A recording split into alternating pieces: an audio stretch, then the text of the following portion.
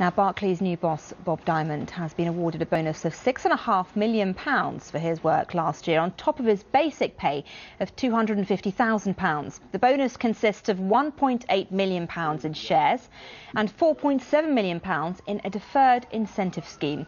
The award makes Bob Diamond the highest paid boss of a British bank. He wasn't the top earner at the bank, though, as two unnamed executives below board level made in excess of £10 million. The former boss, John Varley, is thought to have received a bonus of around £2 million on top of his annual salary of £1.6 million. Well, let's talk now to Chris Roebuck from the Cass Business School. Joins me now. Chris, I mean, a lot of people are going to be sitting at home and thinking, why is he getting paid so much money?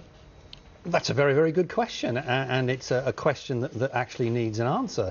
The answer is, in terms of the people he's compared to, in terms of the performance of Barclays as an international bank, he has met the requirements that were set of him by the board, and as a result of that, he has a contract that gives him this amount of money. But therefore, you know, there is a question in terms of, are these remuneration packages just too high, and why should one individual earn more in 1 year than most people do in a lifetime? I mean, it does kind of make you think government restrictions on bonuses, or the efforts to restrict bonuses, haven't been working or just don't work.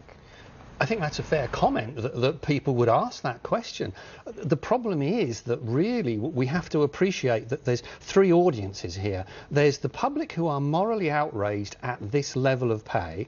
Then there's the banks that are trying to compete in a global market. And then there's the politicians in the middle that are trying to balance it. And the real problem for Barclays is only one bank in London, but there are over 20 overseas banks in London who set their pay levels by virtue of what's happening globally, and the poor old British banks are in London having to pay those levels, or their best people literally just walk across the road to overseas banks. Does it matter if they do, though? Yes, it does matter if they do, because to be perfectly blunt, if we happen to be talking about RBS, we want our money back from RBS. If we're talking about other British banks, we want the power of the bank to be generating money in London for British people, not moving it out to foreign owners in other countries. Now let's talk about this Lib Dem idea about giving shares to the general public. I think it's an idea that's been mooted around to basically give shares in banks that the government owns, so that's RBS and Lloyds banking group, to the general public. And I think the idea is to give around about £1,000 worth of shares to people instead of selling them off into the private sector. How viable an option is this, do you think? There are two elements to this. There's the principle of, do you want wider share ownership in the public to encourage people to feel that they have a stake in these banks, and indeed the reverse, to feel from the perspective of the banks that the public has a stake in them. And then there's also the practicalities of how you do this in an open share market.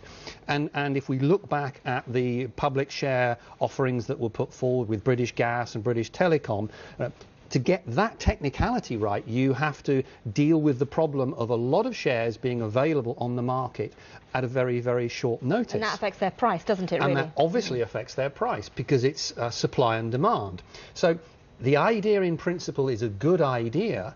In practice, there are a few questions about how it might work, and Danny Alexander and the government have to look at that to see if it's viable. Just seems unlikely, really, doesn't it, that it will happen? It's complicated, and it really depends if the government sees that there's going to be a benefit for them as well as for the public.